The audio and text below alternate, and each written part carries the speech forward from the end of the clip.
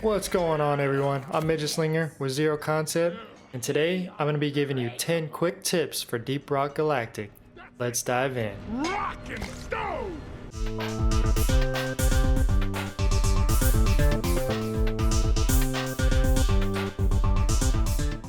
For the first tip, we're going to talk about Restock Drops. They supply you with ammo, grenades, and health. I usually try to put these on a path or a big room where I think I'll be coming back to during the extraction. That way, if I need to resupply, I won't have to wait for a new drop to come in. Nitro is used to call in supply drops during missions, and it doesn't carry over between missions. I figured I'd throw this in there because I didn't know that Nitro didn't carry over between missions until a friend of mine told me about it. It's also good to get Nitro early and continue mining it to make sure you always have enough to call in a restock drop at any point during a mission. It's nice to have enough saved up for when things are getting out of hand and you need to call in a drop for more ammo or health. The pickaxe is primarily used to mine and dig throughout the environment. You can also use the pickaxe on the little one-shot mobs that keep biting your toenails. Just spam that pickaxe and get rid of them.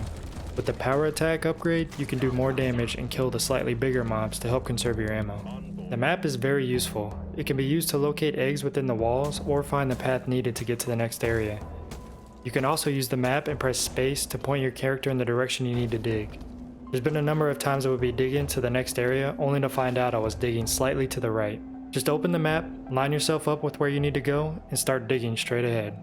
If you're needing some help or just want some people to play with, you can go to the server list or make your own server. Each character has different skills that can be useful in different situations. Combining the different characters makes mining and traversing a lot easier.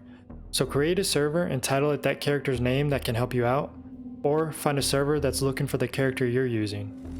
Anytime you're extracting, the mule will make its way to the extraction point. If you lose sight of the mule, look for these little green lights. They'll have an arrow on top pointing you into the direction you need to go to extract. This is very helpful if you get into a battle or just plain get lost like I do all the time.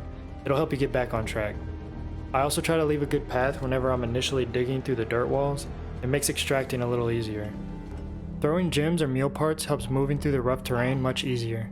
The longer you hold the throw button, the further the object will go. You can also pass them to your teammates to make for quick deposits. Fall damage is extremely annoying. I normally use a scout who has a grapple, and there's been so many times I've grappled up somewhere to start mining and didn't make it to the ledge, or the ledge wasn't quite as big as I thought and I fell, almost killing myself. However, fall damage is negated when jumping on a teammate, and I haven't tested it out yet, but I believe you won't take any fall damage if you fall on an enemy as well. Also, the scout can use the grapple when falling to avoid fall damage. The laser pointer is a very useful tool. It can be used to locate teammates, the mule, and restocks through the walls. It'll ping materials and enemies to notify teammates, and it can also be used to control Bosco if you're playing solo. You can use the laser pointer to have Bosco mine and attack specific enemies. It can also be used to show you the amount of materials you have already deposited. Just equip it and it'll show you in the top right corner of the screen. Learn the different weak spots of creatures to take them down easier. Most of the weak spots glow, so they're pretty easy to spot. The goo bombers have 2 weak spots. If you shoot both of them out, they won't spray goo all over the place when they die. Dreadnoughts will always target a single person before switching to another, so if you're the one being targeted, just run away and try to expose his back to the rest of the team. Praetorians will always spit acid once they enter a certain range. Use this to give yourself time to shoot them in their weak spot. Spitballers are easily frozen, can have their projectiles shot down, and have a weak point in the neck. Exploders are walking grenades and can be used to do large damage to a horde. Make sure to kite them into hordes of enemies. And that wraps up the video. I hope y'all enjoyed it. If you did, hit that like button. If you're interested in more videos, consider subscribing. You can also catch us streaming at twitch.com/midgetslinger and twitch.com/willdyson. Thanks for watching.